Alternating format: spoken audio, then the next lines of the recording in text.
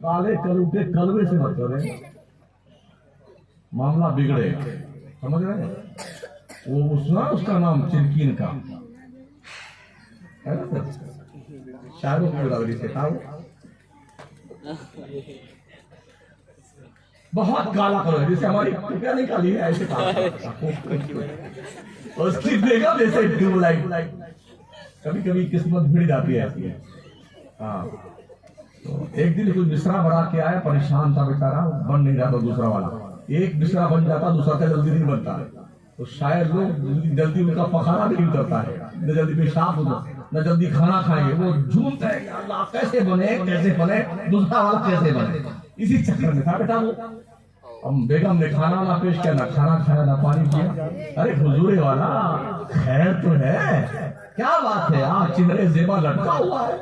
अरे बेगम एक मिसरा बनाया, दूसरा नहीं बन रहा है। जब तक नहीं बनेगा ना पानी पीऊंगा ना खाना खाऊंगा। अच्छा ठीक है, क्या बनाया? अब बनाया है ज़ात की चोंच में अंगूर, खुदा की कुदरत। क्या बात है। उसने बस जुगाड़ लगाया बेगम ने, बड़ी खूबसूरत है। तो क्या बनाया आपने?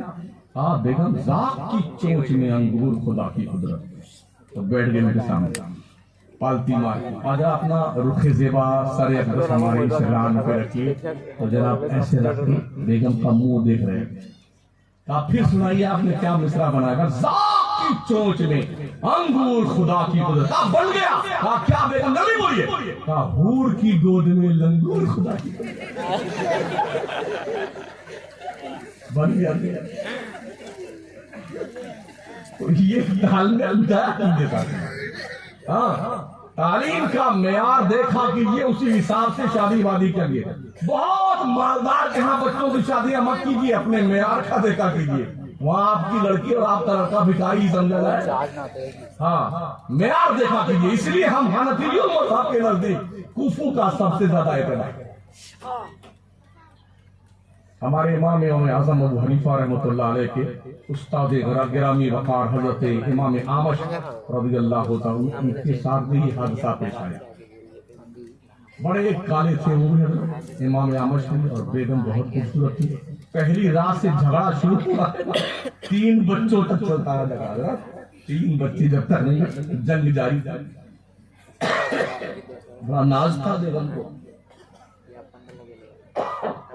एक दिन झगड़ा करते करते बेगम ने कहा, अल्लाह की कसम आज रात में तुझसे बात नहीं करूंगी। बहुत दिन से ये भी चिड़े बैठे थे, गुस्सा इनको भी आ गया।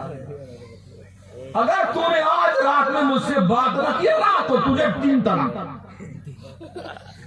अच्छा, हमारे यहाँ भी बेटे इकट्ठे 3 गोली मारते हैं। जब प्रक्रिया समझाई जाती है, यूं नहीं खाता, यूं खाता। जब मुख्यालय के नाम बताते हैं, अब ये प्रक्रिया इतने अरे नहीं हो रही था, मैंने गुस्से में कह दिया था। तो हमने भी कई दोस्तों से पूछा, यार तुम गुस्से में कह रहे? हाँ। हमने कहा यार एक बात बताओ, क्या कोई आदमी खुशी में भी तलाक देता है? हमने मुझे बताइए, एक व्यक्ति मुझे बताओ अभी आज शादी करके अपनी बेगम को लेकर आए, पहली रात अपने हुजरे में जाए, बेगम के पास बढ़िया वाली मिठाई आपके पारसनाथ से लेके आए और कहे बेगम के कमरे में आके अस्सलाम वालेकुम रहमतुल्लाहि व बरकातहू। बेगम मैं बहुत खुश हूँ, ये मिठाई खाइए, मैंने तुम्हें 3 तलाक दिया। क्या बात करता है, ऐसा कुछ करता है क्या? तो मैंने कहा मैंने यही तो समझाया यार, कोई गुस्से में तलाक देता है ना, खुशी में तलाक थोड़ी देता है। तो अगर मारना ही था तो 1 गोली मारते तो मरने तो बच जाए। तुमने एक बार 3 उठाई और 3 गोली ठोक दिया। अब तो जिंदा रह सकती है, उसके जिंदा होने के लिए ये प्रक्रिया है। यूं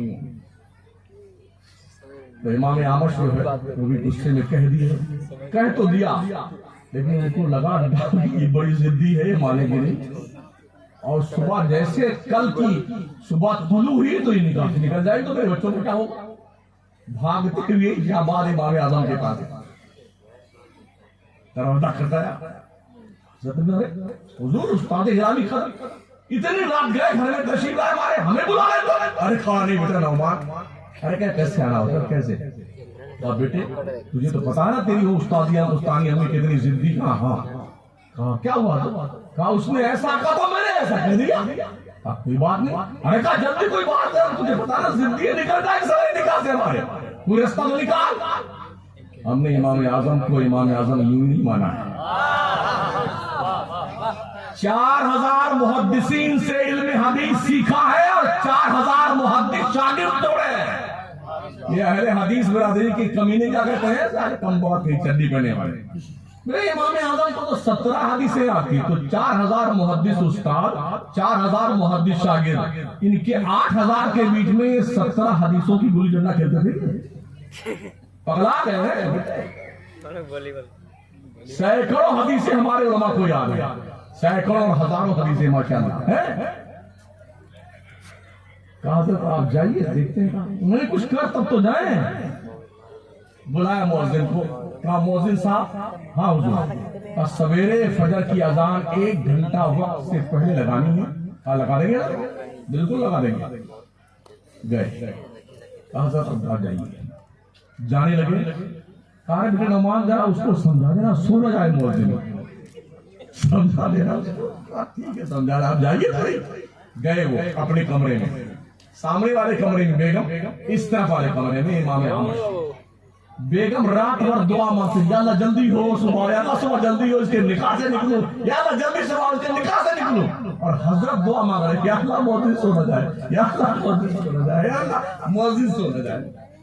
जैसे मुअज्जिन ने अजान लगाई, अल्लाहु अकबर अल्लाहु अकबर, झट से बेगम अपने कमरे से निकली और अपने शौहर नामदार कमरे सामने, अल्हम्दुलिल्लाह मैं तेरे निकाह से निकल गई। हजरत ने कहा अल्हम्दुलिल्लाह 1 घंटे पहले अजान लगवा दी।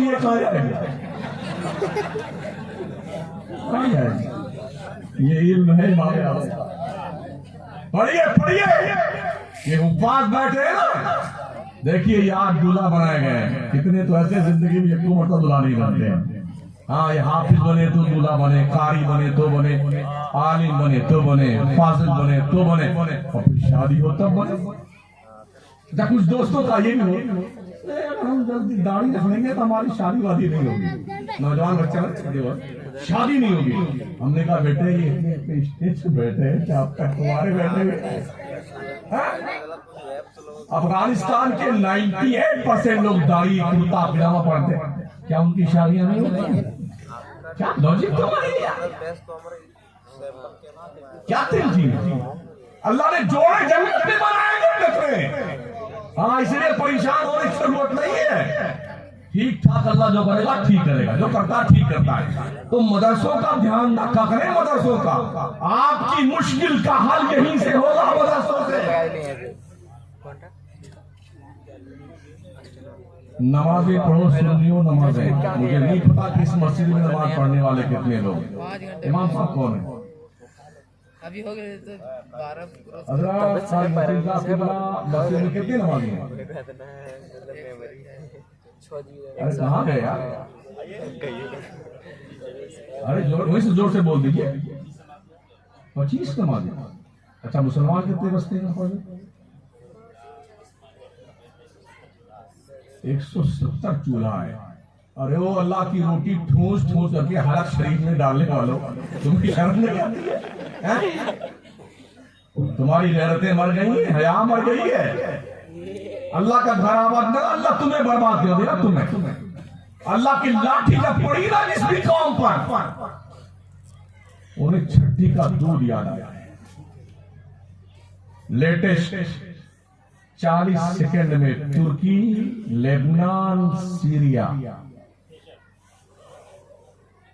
40 सेकंड में, जो पहले 40 सेकंड पहले अरबपति था, 40 सेकंड बाद भिखमंगा बन गया। 40 सेकंड पहले जो शहजोर ताकतवर था वो अपाहिज बन गया। सेहतमंद था 40 सेकंड पहले, 40 सेकंड बाद अस्पताल में बिस्तरे मर्ग पर एड़ियां रगड़ने लगे। 40 सेकंड पहले जो लोग प्रॉपर्टी डीलर थे, उनकी डेड बॉडी को उनके महलों से निकाला जा रहा था। तकरीबन 2 करोड़ 57 लाख आबादी मुसलमानों की, यानी 2 करोड़ 57 लाख लोग आज की तारीख में -0 जहां ठंडी पड़ रही है, खुले आसमान के नीचे बैठे आपके ताउन का मोहताज बन करके इंतजार कर, अपने घरों में गद्दों पे सोने वालों, बढ़िया बढ़िया कुर्ता बुशर्ट पहनने वालों, गर्म कपड़े पहनने वालों, रजाई ओढ़ने वालों, जरा सोचो वो लोग कैसे -0 की टेम्परेचर में, जहां पानी बर्फ बन जाता है, वो लोग फिर भी नमाजें पढ़ते हैं, बर्फ का पानी पिघला के वजू करते हैं। तुम्हारे घर में हीटर तो है पानी गर्म करने के लिए, मर्दूदों नमाज नहीं पढ़ते हो। अल्लाह की रोजी टिका करके 3 बार ठूसते हो तोद शरीफ में, 5 वक्त की नमाज तुम्हें याद नहीं आती है? काहे का मुसलमान है तुम? दाढ़ी रखता है, तुझसे बड़ी दाढ़ी हमने अयोध्या के पंडितों की देखी है। टोपी लगाते हो, तुमसे ज्यादा टोपी वो लगाते हैं। कुर्ता पजामा तुम पहनते हो, तुमसे ज्यादा नेता फनेता ये सब मर्दूद पहनते हैं कुर्ता पजामा। मुसलमान और काफिर का फर्क क्या है? आका फरमाते नमाज फर्क है मोमिन और काफिर के बीच में। तुम नमाज नहीं पढ़ते हो, तुम्हारे हलक के नीचे अल्लाह की रोजी जाती कैसे है? याद रखना, अल्लाह रस्सी ढील देता है बच्चों। बहुत बुलंद फिजा में तेरी पतंग सही, मगर ये सोच भी ले डोर किसके हाथ में। एक बार यूं झटका देगा ना। अच्छा, हम प्रैक्टिकल इस दौर से गुजरे हैं। 2013 लास्ट 14 में हम भी श्रीनगर में फंस गए थे 10 दिन के लिए, कश्मीर गए थे खिताब के। फ्लड आया, फ्लड कश्मीर में, दरियाए जहलम का पानी जो था मकबूजा कश्मीर के इलाके का बंद तोड़ा गया, पानी दरियाए झेलम में आया, उसका पट सकड़ा था, पट टूटे तो पानी दरियाए झेलम का नालों के जरिए से डल झील में गया, और डल झील का पानी जब इसके लेवल में आया तो ऐसे चढ़ने लगे। 2-2 मंजिल 2.5 मंजिल होटल और मकानात डूब गए। हम भी इंतजार में थे कि हमारी फातिहा कब लगने वाली। हाँ, ऐसे रोज देखते थे आज ये मोहल्ला डूब गया, आज ये डूब गया। यार ना पीर को मुरीद का पता, ना मुरीद को पीर का पता। जो हमको बुलाए थे वही पता नहीं के लिए कहाँ गए बेचारे। हमने कहा अल्लाह तेरी पनाह क्या करे। देख, अल्लाह गवाह है, वहां तो लकड़ियों के मकान ज्यादा बनते हैं, कई करोड़ के मकान लकड़ियों के। हमने देखा उनकी करोड़ों के मकान ऐसे तैर तैर करके बहते भी जा रहे हैं। यानी एक झटके में हमने अरबपतियों को कटोरा लेकर के रोटी की भीख मांगते देखा है, वो भी अपने श्रीनगर में। समझ रहे हैं? 10 दिन के बाद हम लौटे एयरपोर्ट पर कश्मीर के, तो श्रीनगर पर वो जो खेड़ा डिपार्टमेंट थे, जांच प्रक्रिया करने वाले engineer sorry commissioner Imtiaz Khan, उन्होंने कहा हजरत हाँ बहुत ऐसे मौके पे आए, हम क्या खिदमत करें, हमने यार खैरियत से हम तुम्हारे घर में, यही आपकी खिदमत होगी। हजरत परेशान ना, हम भी 17 दिन हो गए अपने घर नहीं जा सके। जो ड्यूटी पे आया था यहीं रह गया, जो घर गया था वहीं रह गया। हमको पता नहीं हमारे बच्चे कैसे। आपदा इस तरह की जब आती है ना, तो ये देख के नहीं आती है कि किसका घर है ये। जलजले आते हैं ना, उसमें अमीर भी डूबता है, गरीब भी डूबता है, बदकार भी डूबता है, नेकोकार भी डूबता है। एक बुजुर्ग से लोगों ने पूछा कि आखिर बदकार तो बुराई से डूबता है, नेकोकार क्यों डूबता है? फरमाते हैं इसलिए डूबता है कि नेकोकार बुरे काम करने वालों को रोकता नहीं। तो नमाजियों जो बेनमाजी हैं उन्हें टोका करो, पकड़ के ले जाए जो नमाज पढ़ाने के। अपने घरों में 2-2, 3-3 टोटियां लगा लो एक कमरे में, जहां वजू की करने का मकाम बना लीजिए। कमरे में 2-4 मुसल्ला रख दीजिए। हर मुसलमान अपने एक कमरे में मिनी लाइब्रेरी बना ले, मजहबी किताबें 25, 30, 50 रखा करो। जब आपका बच्चा, नन्हा बच्चा सुबह आंख खोले तो देखे माँ वजू कर रही है।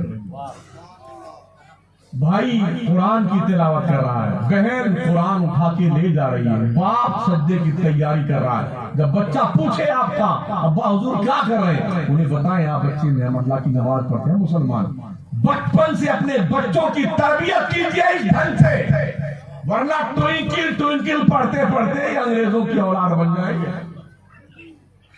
अंग्रेजी पढ़िए, डॉक्टर बनिए, इंजीनियर बनिए, लॉयर बनिए, मगर पहले ढंग का मुसलमान तो बन जाइए। हाँ, हमने डॉक्टर कफील का एक बयान सुना था, जानते ना, वो गोरखपुर में जो थे, जब वो जेल में गए, जेल से निकले ना कई महीनों के बाद, तब उनका एक इंटरव्यू मैंने पढ़ा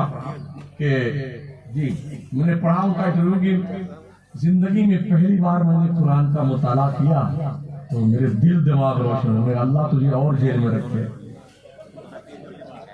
ताकि तेरा गुर्दा कभी भी रोशन हो जाए। कम से कम ये डॉक्टर है, मुसलमान घर में पैदा हुए, मुसलमान डॉक्टर है, 45 साल की उम्र लगभग है, अब तक बेटे ने कुरान नहीं पढ़ा था। ऐसी डॉक्टरी चूड़े फाड़ में जाए जिसे अपने मजहब का पता ना, तो या तो उसके लिए दुआ मांगे अल्लाह इसको जिंदगी भर जेल में रख, कम से कम कुरान तो पढ़े। तो बच्चों को कुरान पढ़ाइए, हदीस पढ़ाइए। मैं नहीं कहता हर बच्चा मौलाना अल्लामा बने, हर बच्चा हाफिज कुरान बने, मगर कुछ तो बना डालिए यार। ये फैसला कीजिए कि 4 लड़के हमारे, एक तो हाफिज मौलाना बनाओ, नस्ल में एक मौलाना रहना चाहिए, समझ रहे हैं, ताकि कोई गुमराही और बेदीनी खानदान में ना आने पाए। हमारे खानदान में कोई मौलाना और नहीं था, हम पहले मौलाना बने, हमने अपने लड़के को मौलाना बनाया, हाफिज बनाया, कारी बनाया, मौलाना बनाया, समझ रहे हैं, और अपने भांजे को बनाया, अपने गांव में 15-20 को बनवा दिया। बेटे भारी है कि लोगों की आंखें खटक गई, अरे इतने मौलाना बन गए, कैसे सुनिए गुमराह कैसे करेंगे? अरे बेटे लगाम लगा दें हम तुम्हारे, पढ़ाइए अपने बच्चों को साथी। हाँ, हाफिज कुरान बनाए, आलिम दीन बनाए, कारी कुरान बनाए, फिर उसके बाद बनाओ ना। बड़ी मुश्किल से मैंने एक हिस्ट्री पढ़ी थी, तुर्किया में मुस्तफा कमाल पाशा के जमाने में जब इल्म का बड़ा फुकतान था ना, तो कैसे बच्चों को तालीम दी जाती थी, उलमा कैसे पढ़ाते थे। आलिम अपने पढ़ाने वाले पढ़ने वाले बच्चों का टिकट कटाता था रेल में, एक शहर से दूसरे शहर का सफर करता था, उसी ट्रेन की बोगी में उसे इल्म सिखाता था।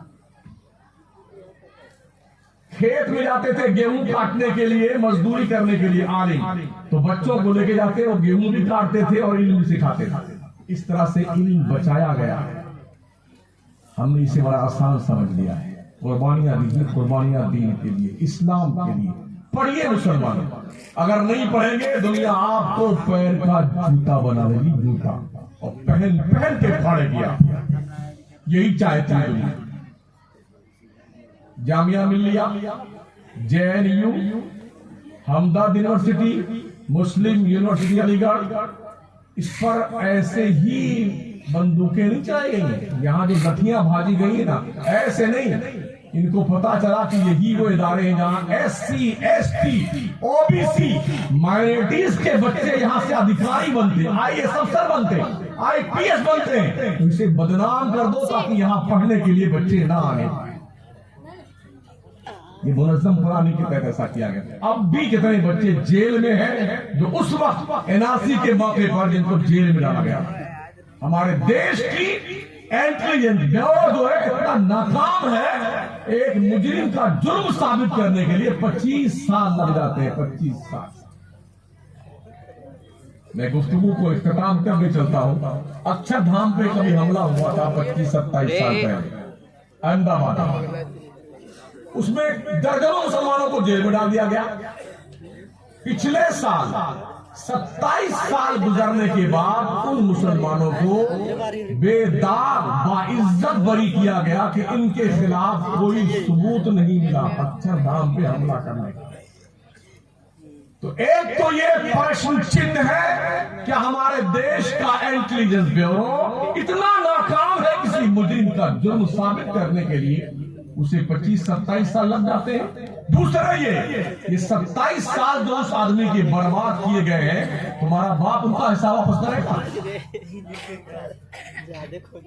इसलिए साथियों, दोस्तों, बुजुर्गों, अजीज बच्चों, पढ़ाई की आप सिर्फ 20 साल चारों तरफ से मुंह मोड़ के पढ़ना शुरू कर दिए, सिर्फ पढ़िए। पता है आपको 20 साल के बाद हुकूमत की बात दौर आपके हाथ में होगी। जो पैसे मज़ारों पे, चादर में, गागर में, कव्वाली में, ढोल पे, बाजे पे खर्च करते हो ना, ये पैसे मदरसे पे, स्कूल पे, कॉलेज पे, यूनिवर्सिटी पे खर्च। बढ़ाइए अपने बच्चे, तालीम दीजिए अपने बच्चे।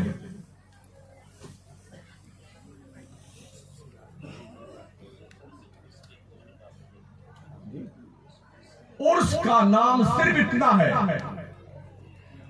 जिस तारीख में जितने बजे किसी बुजुर्ग का इंतकाल हुआ है, बस उस तारीख में उतने बजे उसके लिए ईसाले सवाब कर दो, इतना ही उर्स है। बकिया जो कुछ है धंधा है, बिजनेस है, कारोबार है। फूल की दुकान खादिम की, चादर की दुकान खादिम की, धागे की दुकान खादिम की, नाड़े की दुकान खादिम की, कड़े की दुकान। हमारा मुसलमान यूपी, बिहार, झारखंड, बांग्लादेश जाता है, कड़ा पहन के आता है, लोहे का खबीज कहीं का, बोले अजमेर से कड़ा पहन के आएंगे। सरासर हराम। अजमेर नहीं, अजमेर नहीं, मदीने शरीफ से भी कड़ा पहन के आ जाओ तब भी हराम है। और किसी मज़ार पर सिर्फ एक चादर डाल दो, जब तक वो फट न जाए दूसरी चादर मत डालो। तज़ीए माल है ये।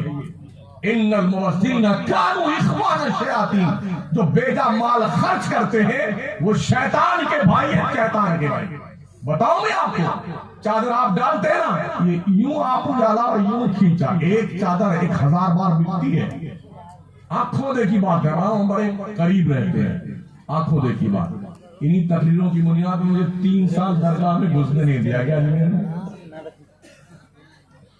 मैंने यही कहा था, दरगाह शरीफ के अंदर शाहजहानी मस्जिद से टच होकर के दक्षिण साइड में एक छोटा कब्रिस्तान है।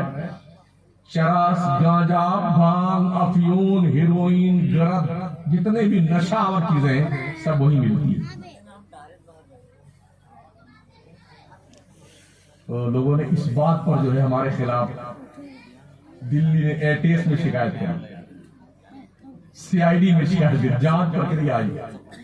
हमने तो रिपोर्ट वही पेश की है जो अजमेर के अधिकारियों ने रिपोर्ट दी है, वो हमने पेश की है। ये सारा काम हुआ होता दरगाहों पे। कितने मज़ारात हैं जहां अब इसका भांग की धोनी दी जाती है, पीर साहब सुलगा करके कि हमारे बाबा जो गांजा बहुत पीते थे, गिजेड़ी भगेड़ी खबीज कहीं के, ये वली बन गए। कुत्ते बिल्ली की मज़ार बना दी। बगदाद से वो ईंट लेके आए, बेटे बगदाद में ईंट है ही नहीं, पूरे इराक में ईंट देखा ही नहीं, पत्थर की इमारत बनती वहां पर बगदाद इराक में। करबला, कुफा, नजफ, अजमैन, बगदाद कहीं नहीं ईंट है, सिर्फ पत्थर है। पूरे वहां से लाए चादर, यहां तक चिल्ला गया। ये सब धंधा कारोबार करने वाले लोग हैं। इस्लाम में इसकी कोई गुंजाइश नहीं है, बिल्कुल इजाजत नहीं है। एक बुराई हमारी कौम में बहुत ज्यादा पनप रही, जुआ, शराब, सट्टा, ज़िनाकारी। हालांकि वक्त के दामन में गुंजाइश नहीं कि इस पर गुफ्तगू की जाए, मगर जरूरत इस बात की है कि हम इस बात का एहसास करें कि अगर अल्लाह ने हमसे पूछा, जरूर पूछेगा।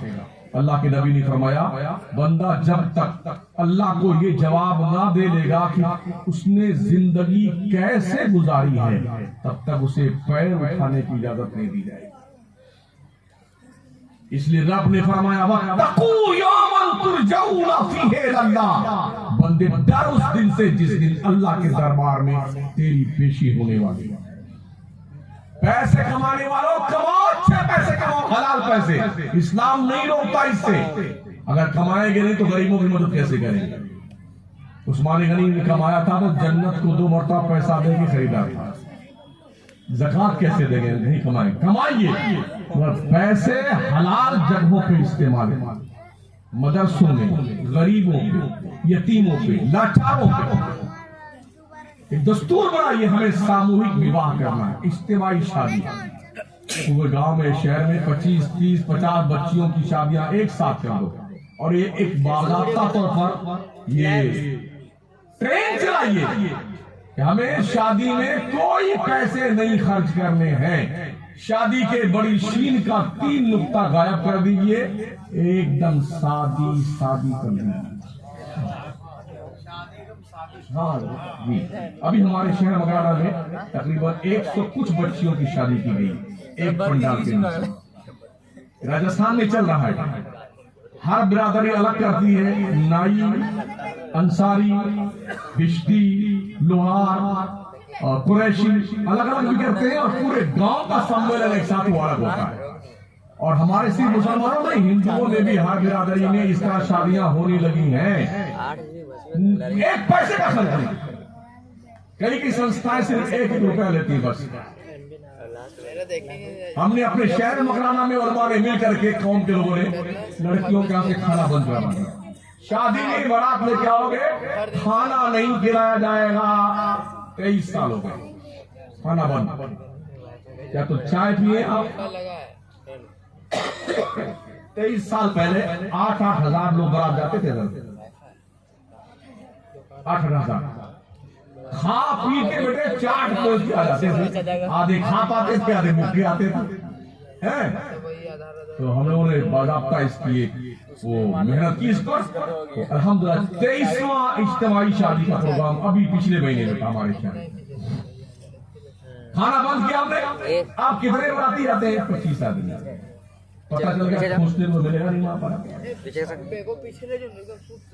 क्योंकि वहाँ ये रिवाज नहीं, जो बाराती जब दूल्हा बैठता है ना तो 10 इधर 5 इधर, तो सिर्फ दूल्हा को नहीं 500 रुपए इन भिखारियों को भी दीजिए, इधर बैठे हुए।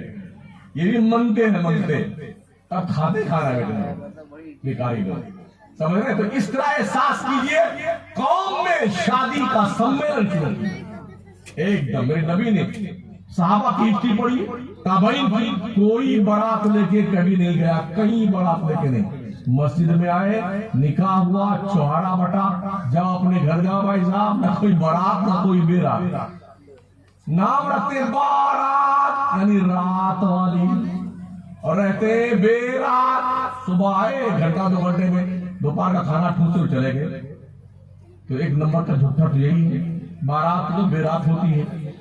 कभी भी साहबा बारात लेके नहीं गए। नबी की शादी 11 कोई बारात नहीं थी, बस दूसरे दिन वलीमा कर लिया है। और वलीमा के बारे में हुक्म नबी ये है, चाहे 2-4 दोस्त ही तुम्हारे आ जाए, बकरी का एक बच्चा ही का गोश्त तो तुम अपने चंद दोस्तों की दावत कर दो, ये वलीमा, ताकि ये पैसा जो हम कौम की बच्चियों पे लाखों का लाख शादी में खर्च करके डीजे वाले, पंडाल वाले, लाइट वाले को देते हैं ना, ये पैसा अपनी बच्चियों के नाम फिक्स डिपॉजिट कर देते हैं। बाप की प्रॉपर्टी में जो शरीयत ने लड़की का हक रखा है वो हक दीजिए, ये झमेला बंद कीजिए, वरना चाहे कितने पैसे दे दो अपने लड़की की शादी के मौके पर, शादी के नाम पर दामाद को कितना खर्च कर दो, मगर अगर तुमने अल्लाह का हक जो उसने मुतय्यन किया लड़की का तुम्हारी प्रॉपर्टी में तुमने नहीं दिया, तो वो मारे जाओगे बापो, वो मारे जाओगे, तुम्हारी शक्ल नहीं पहचाने। चलते चलते अच्छा किसी की शादी हो जाए ना तो पहले तो क्या करें, हम ऐसी लड़की ढूंढना ना, बिल्कुल ऐसे ट्यूबलाइट की तरह, चाहे खुद कौवा हो, कौवा काले वाले हैं, अपने जमाने जहारा का नजारा फरमा ले आप। कुछ तो हमारे जो शादी शागिर्द हैं, हमें ऐसी लड़की जिसकी आंख की पुतली भूरी भूरी, क्या चाहिए बेटा भैया। एक मिली, बड़ी मुश्किल से मिली, तो उसका इंतजार आपसे हाजिर आया। अब शादी हो जाती है ना, शादी होने वाली, अगर 1 साल लड़की और कुछ बच्चा नहीं हुआ ना, तो हमारी माए बहन तौबा तौबा, अल्लाह जाने किस में कमी है, अल्लाह जाने किस में कमी। अब दोनों बेचारे लग रहेंगे डॉक्टर के पास, ये जांच ये जांच ये जांच ये जांच। अब इसमें कुछ नहीं मान रहा। बाबा की बात कर रहे हैं। तो बाबा लिए काला पीला ताबीज वाला काम दे रहे थे। बिल्कुल इंशाअल्लाह मायूसी कुफ्र है। हम तुम्हारे उम्मीद के आंगन में चिराग जलाएंगे।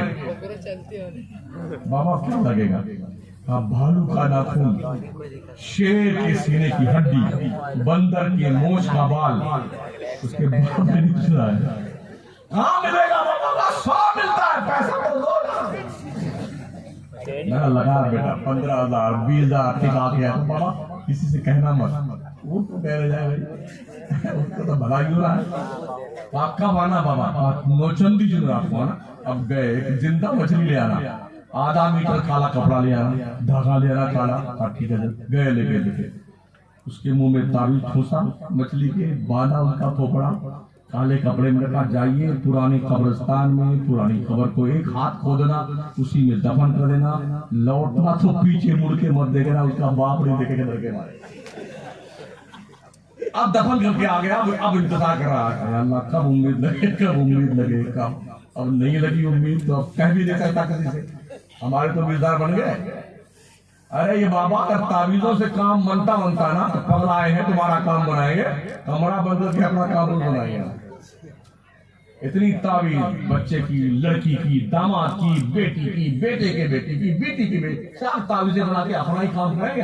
हम तुम्हारी ताबीज तो बनाएंगे, अगर ताबीज से काम बने तो अपना बनाएगा। अब मान लो खुदा ना करते करते करते अल्लाह की मेहरबानी कुछ उम्मीद लगी ना, या लड़का होना चाहिए या लड़का होना चाहिए, तो लड़की में तेरी खबर क्यों नहीं है?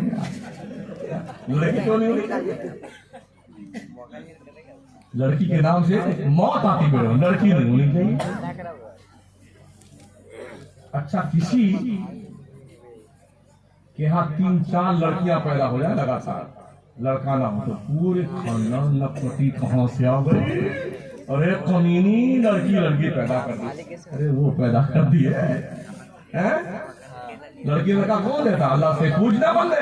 यहाँ बोले वो ये शाउ इनासा, वो यहाँ बोले वो ये शाउ ज़ुकूर और युज़वजुहुम ज़ुक्रान व इनासा, वो जो मैं शाउ, अल्लाह जिसे चाहता लड़का देता है, जिसे चाहता लड़की देता, जिसे चाहता दोनों देता, और जिसे चाहता बांट कर देता।